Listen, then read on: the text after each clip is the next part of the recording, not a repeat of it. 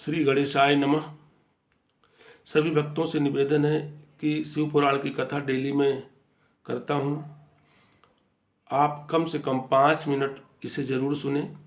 अभी चंचुला की कहानी चल रही है। चंचुला की कहानी ख़त्म हुई, अब उसके पति की कहानी है। उसने अपने पति का उद्धार कैसे किया। शिव पुराण सुनाकर वह कहानी में आगे जारी कर रहा हूँ। आप कम से कम 5 मिनट यह वीडियो ज़रूर देखें। डेली आप मेरे चैनल को सब्सक्राइब करके डेली शिव पुराण और श्री रामचरितमानस का पाठ मैं करता हूं, तो आप ज़रूर सुने, जिससे इसका फल आपको प्राप्त हो सके। कहा गया है शिव पुराण की कथा सुनने से ही भवसागर से आदमी पार हो जाता है। आइए शुरू करते हैं, कल की कहानी को आगे बढ़ाते हैं।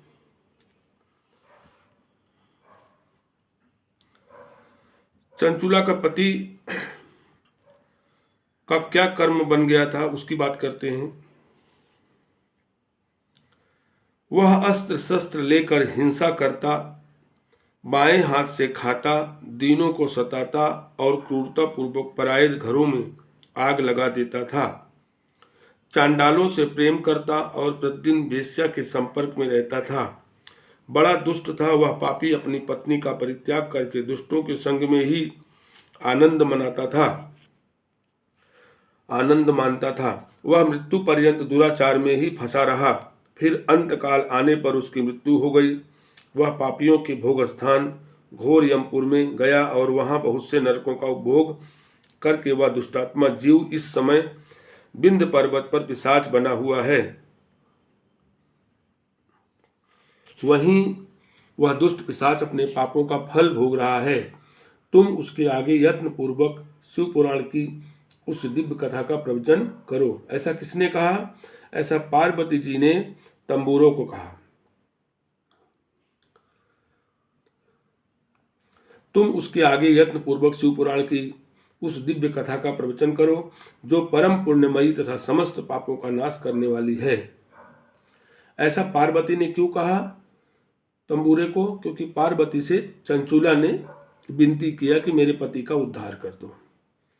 तो पार्वती जी ने तंबूरे को यह आग्रह किया, यह आदेश दिया कि आप जाओ और चंचुला के पति को शिव पुराण की कथा सुनाओ। शिव पुराण की कथा का श्रवण सबसे उत्कृष्ट पुण्य कर्म है।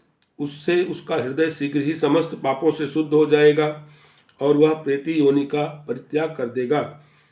उस दुर्गति से मुक्त होने पर बिंदुक नामक पिशाच को मेरी आज्ञा से विमान पर बिठाकर तुम भगवान शिव के समीप ले आओ।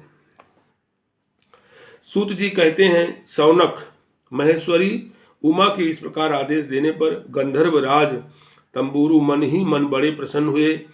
उन्होंने अपने भाग्य की सराहना की। तत्पश्चात उस पिशाच की सती साध्वी पत्नी चंचुला के साथ विमान पर बैठा कर नारद के प्रिय मित्र तंबूरु वेग पूर्वक विंध्याचल पर्वत पर गए, जहां वह पिशाच रहता था। वहां उन्होंने उस पिशाच को देखा। उसका शरीर विशाल था, ठोड़ी बहुत बड़ी थी। वह कभी हंसता, कभी रोता और कभी उछलता था। उसकी आकृति बड़ी विकराल थी। भगवान शिव की उत्तम कीर्ति का गान करने वाले महाबली तंबूरु ने उस अत्यंत भयंकर पिशाच को पासों द्वारा बांध लिया। तदंतर तंबूरों ने शिव पुराण की कथा वांचने का निश्चय करके महोत्सव युक्त स्थान और मंडप आदि की रचना की।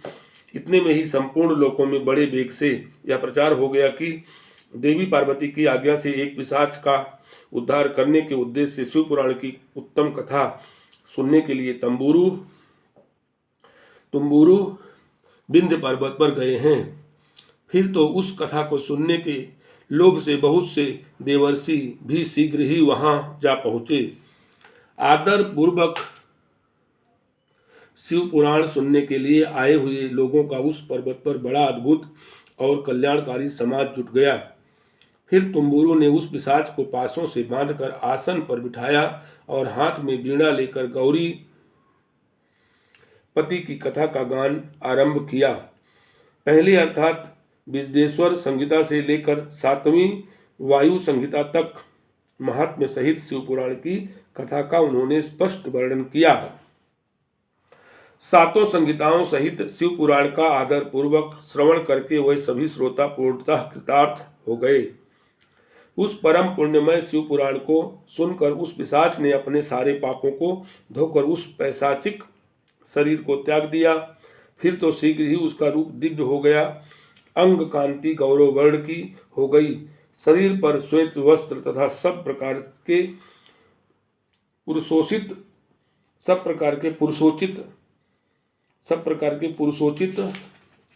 पुरुषोचित आभूषण उसके अंगों को उद्भासित करने लगे। वह त्रिनेत्रधारी चंद्रशेखर रूप हो गया। इस प्रकार दिव्य देहधारी होकर श्रीमान बिंदुक अपनी प्रणव वल्लभा चंचुला के साथ स्वयं भी पार्वती वल्लभ भगवान शिव का गुणगान करने लगा। उसकी स्त्री को इस प्रकार दिव्य रूप से सुशोभित देख हुए सभी देवर्षि बड़े विस्मित हुए। उनका चित्त परमानंद से परिपूर्ण हो गया। भगवान महेश्वर का वह अद्भुत चरित्र सुनकर वह सभी श्रोता परम कृतार्थ हो प्रेम पूर्वक श्री शिव का यशोगान करते हुए अपने अपने धाम को चले गए। दिव्य रूपधारी श्रीमान बिंदुक भी सुंदर विमान पर अपनी प्रियतमा के पास बैठकर सुख पूर्वक आकाश में स्थित हो बड़ी शोभा पाने लगा। तदंतर महेश्वर के सुंदर एवं मनोहर गुणों का गान करता हुआ वह अपनी प्रियतमा तथा तुम्बुरु के साथ शीघ्र ही शिवधाम में जा पहुंचा। वहां भगवान महेश्वर तथा पार्वती देवी ने प्रसन्नता पूर्वक बिंदुक का बड़ा सत्कार किया और उसे अपना पार्षद बना लिया। उसकी पत्नी चंचुला पार्वती जी की सखी हो गई। उस घनीभूत ज्योति स्वरूप परमानंदमय सनातन धाम में अविचल निवास पाकर वे दोनों दंपति परम सुखी हो गए। हर हर महादेव शंभु। अब आगे की कथा शुरू हो रही है। शिव पुराण के श्रवण की विधि तथा श्रोताओं के पालन करने योग्य नियमों का वर्णन। शिव पुराण के श्रवण की विधि क्या है और श्रोता को क्या क्या पालन करना चाहिए नियम का, यह कथा में करने चल रहा हूं। शौनक जी कहते हैं, महाप्राज्ञ व्यास शिष्य सूत जी आपको नमस्कार है। आप धन्य हैं, शिव भक्तों में श्रेष्ठ हैं, आपके महान गुण वर्णन करने योग्य हैं। अब आप कल्याणमय शिव पुराण के श्रवण की विधि बतलाइए जिससे सभी श्रोताओं को संपूर्ण उत्तम पालन की प्राप्ति हो सके। सूत जी ने कहा, मुने शौनक, अब मैं तुम्हें संपूर्ण फल की प्राप्ति के लिए शिव पुराण के श्रवण की विधि बता रहा हूँ। पहले किसी ज्योतिषी को बुलाकर दान मान से संतुष्ट करके अपने सहयोगी लोगों के साथ बैठकर बिना किसी विघ्न बाधा के कथा की समाप्ति होने के उद्देश्य से शुद्ध मुहूर्त का अनुसंधान कराए और प्रयत्नपूर्वक देश देश में स्थान स्थान पर यह संदेश भेजे कि हमारे यहाँ शिव पुराण की कथा होने वाली है।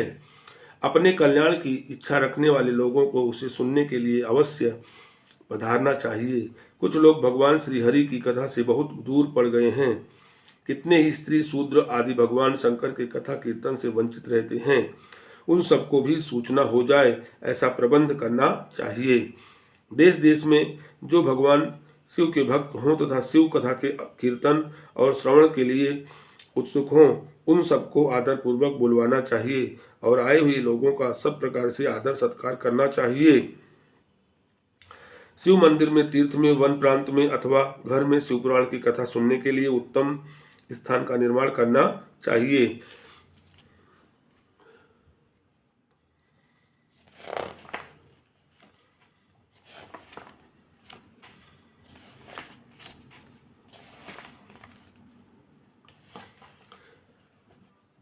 केले के खंभों से सुशोभित एक ऊंचा कथा मंडप तैयार कराए। उसे सब ओर फल पुष्प आदि से तथा सुंदर चंदोवे से करे और चारों ओर ध्वजा पताका लगाकर तरह तरह के सामानों से सजाकर सुंदर शोभा संपन्न बना दे। भगवान शिव के प्रति सब प्रकार से उत्तम भक्ति करनी चाहिए। वही सब तरह से आनंद का विधान करने वाले हैं। परमात्मा भगवान शंकर के लिए दिव्य आसन का निर्माण करना चाहिए तथा कथावाचक के लिए भी एक ऐसा दिव्य आसन बनाना चाहिए जो उनके लिए सुखद हो सके।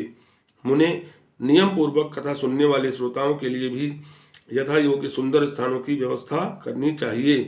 अन्य लोगों के लिए साधारण स्थान ही रखने चाहिए। जिसके मुख से निकली हुई वाणी देहधारियों के लिए कामधेनु के समान अभिष्ट फल देने वाली होती है।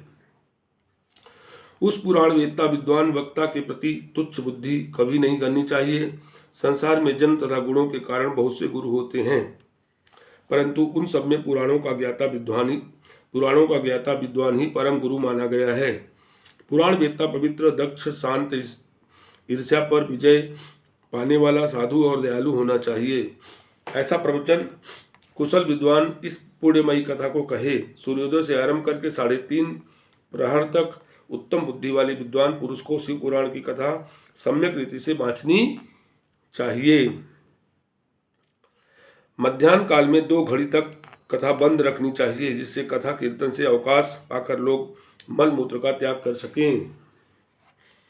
हर हर महादेव शंभु। इसके आगे नेक्स्ट वीडियो में कथा चालू रहेगी।